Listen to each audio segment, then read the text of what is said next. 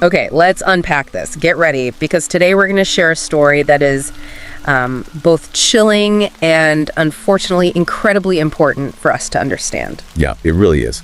And we're going to do that by looking closely at a specific source. It's a detailed account, really, of a case from Bosnia and Herzegovina back in 2023. And it shines a light on a very, very dark side of something most of us use every single day: social media. Exactly. Specifically, an Instagram live stream became the stage for just, well, unthinkable violence.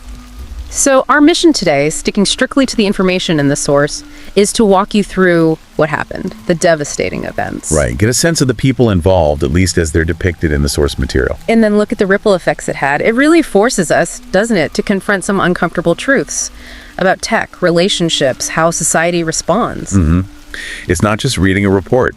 It's about hearing a story that honestly needs to be heard. And our source gives us those details. Okay, so to really get a handle on this, we need to understand the context the source provides about the central figure, Nerman Sulejmanovic. That's right. The source tells us he was born in 1988. So he grew up in the shadow of the Bosnian War, which ended, just a few years before in 95. Yeah, that sounds like an incredibly difficult environment. The source paints this picture of poverty, violence, crime, really shaping his childhood. It does. It notes that a lot of kids from that time struggled, got caught up in crime, addiction issues. And Nerman himself, the source says, was involved in drug dealing and even did prison time. 2 years, according to the source. Yeah. But then fast forward to 2023, and the source shows us this completely different image he'd built. Right. He's 35, and he's got this significant online presence, Instagram mainly. About 12,000 followers, the source mentions. This was his public face. The source even uses a term, kunho-go, which translates to like a public facade. So he's a full-time fitness trainer in a town called Gradacek, presents himself as strong, muscular, a bodybuilder. Yeah, even competed internationally, apparently. Won gold medals twice, Prague and Serbia.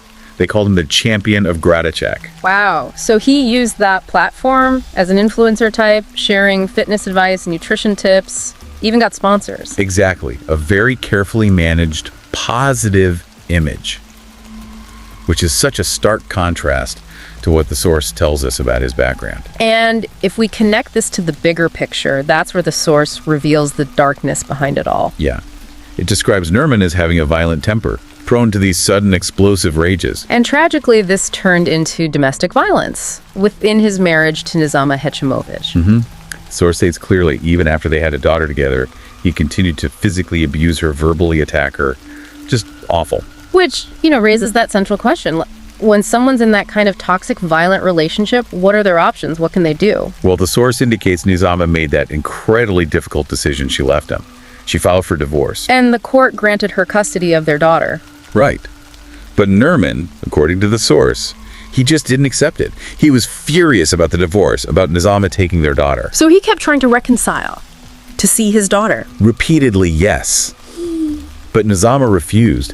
She saw him, understandably, as a threat, especially, to their child. And that's when his behavior got worse. Escalated dramatically, the source says. He became threatening, angry, started stalking her. Really dangerous behavior. So, facing this, Nizama did what you'd hope anyone would do. She sought help from the authorities. Exactly. The source says she went to the police, reported the threats, the stalking, and she specifically requested a protection order for herself and her daughter. Okay, and this is where the story takes just a gut-wrenching turn, a critical point the source highlights. Yeah. Despite her plea, her clear danger, the source reports the protection order was denied. Denied. And what's really striking and frustrating reading the source is that it doesn't say why.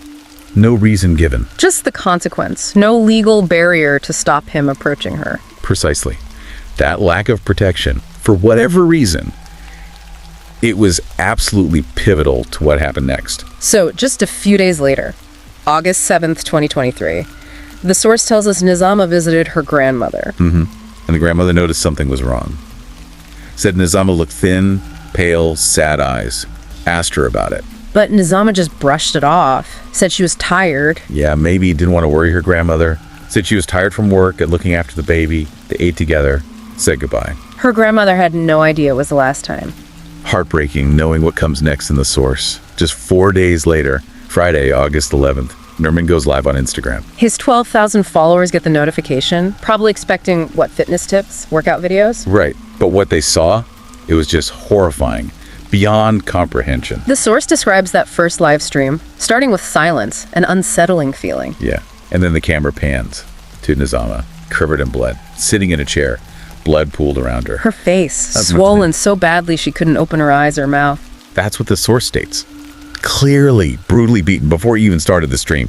She was in no condition to defend herself or even really understand. Oh my God.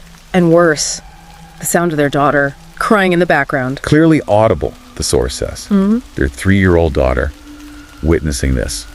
Likely terrified, confused, just horrific to imagine. And the reaction online, the source mentions this too. It's disturbing. Deeply disturbing. While many people watching must have been shocked, horrified, the source says over 100 people actually liked the stream. Liked it. And left supportive comments for Nerman while this was happening. This is hard to process, that level of engagement with live violence. It really makes you question things, doesn't it? Right. About these platforms, about some people's attitudes. During the stream, he started yelling at her. Yeah, demanding to know why she went to the police, cursing at her. And she managed to answer. Apparently, yes. A weak response, the source says, but she indicated she did it to protect their daughter. Which just made him angrier. Seemed to, according to the source. Because then he turned the camera to a desk where a pistol was lying. And he told his viewers what they were about to see. He said they were about to witness something they'd never seen before. A live murder. Oh, God. Then he picked up the gun, turned the camera back to Nizama, pointed it at her head. And shot her. Point blank range. The source notes the gunshot sound, immediately followed by their daughter crying again. And his comment after shooting his ex-wife. Someone take care of this child. Chilling. Just a complete lack of empathy. Yeah. Or any parental feeling. Yeah. After killing Nizama, he left. But he didn't run, didn't hide. No. The source is clear on this. He drove towards the center of Gradičak, described as being thirsty for blood, actively looking for more victims. And he found them. He did.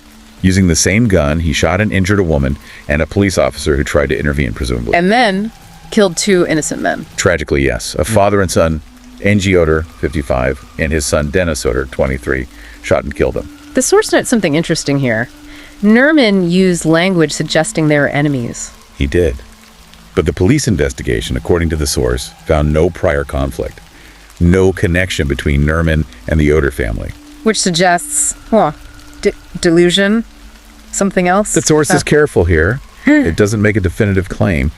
But it mentions this lack of history alongside the earlier mention of his heavy steroid use. It raises the possibility of roid rage, extreme aggression linked to steroids without confirming it was the cause. It suggests his state of mind was profoundly disturbed. And then he started a second live stream. Yes, on Instagram again. In this one, the source says he actually boasted about killing the father and son, called them his enemies again. Did people interact with this one too? Someone in the comments asked about his child. He replied she was safe, warned people not to mess with him, said he wasn't a kid. It sounds like he was almost basking in the attention, notoriety. Yeah, the source mentions him noting how many people were watching. And he made this claim that this wasn't his first murder, which police would later look into, the source says. And then he ended that stream. Shortly after, yeah. Meanwhile, police were obviously alerted. Numerous calls coming in about the shootings. But they couldn't get to him in time. According to the source, no. By the time they located him, it was too late.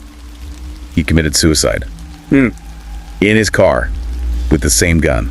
So he ended the chase himself, avoided facing any kind of justice in court. Effectively, yes. Amidst all this darkness, though, the source points out one moment of, intervention. A crucial one. The owner of the gym where Nerman worked. He saw the live stream. And he heard the child crying, Nerman's comment. Yes. And fearing for the daughter's safety, he actually went to the location and managed to rescue the child. Got her away from there. Wow. That's incredibly brave. He potentially saved her from more harm. Absolutely. A small positive in an utterly tragic story. What happened to the daughter afterwards? Custody was transferred to Nizama's sister, the source states. And it emphasizes, the immense trauma. A 3-year-old witnessing her mother's murder, hearing her father's words. Even if she doesn't consciously remember it later. Exactly. The source notes she'll need significant care, therapy, support to have any chance of growing up well-adjusted. And that detail about Nizama's last social media post. Oh, that's just heartbreaking, isn't it? a picture of her daughter. The caption, "A future worth living for." Shows how much she loved her, wanted to protect her future. The future Nerman stole. Predictably, the case just ignited huge public outrage in Bosnia and Herzegovina. Especially the fact that her request for protection was denied. That became a major focus, A right? huge flashpoint. This wasn't just online chatter. People took to the streets, protesting against what they saw as failures by the police, by the government to protect women. Residents in Gradišćak collected thousands of signatures, demanding legal changes. They did. Because the source emphasizes this wasn't some isolated incident. It points out there have been 15 femicides, murders of women in the country in the 2 years prior. Some still unresolved. So Nizama's case, being so public and horrific, really brought these systemic issues to the forefront. Exactly. And as we mentioned, that disturbing online support for Nerman. It was a grim reminder that these warped views on violence, especially against women, sadly do exist. This whole story, just drawing from this one source, it raises so many critical questions, doesn't it? It really does. The terrifying misuse of social media, the ongoing horror of domestic violence, the absolute need for legal systems to work when victims ask for help. And the societal attitudes that can either condemn this violence or chillingly enable or even support it. Yeah.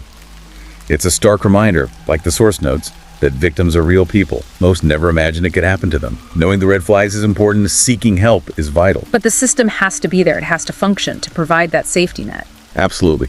So what does it all mean? I mean, this case, while extreme in its public nature and brutality, it just underscores these ongoing global challenges. Domestic violence, mental health complexities, potential substance abuse, technology being weaponized. And fundamentally, it highlights the critical role societies and its institutions have in protecting vulnerable people and the devastating, irreversible consequences when that protection fails. It's just layers upon layers of tragedy. What really stands out to you after going through the source material on this? We really appreciate you joining us to walk through this incredibly difficult story today. Thank you for listening.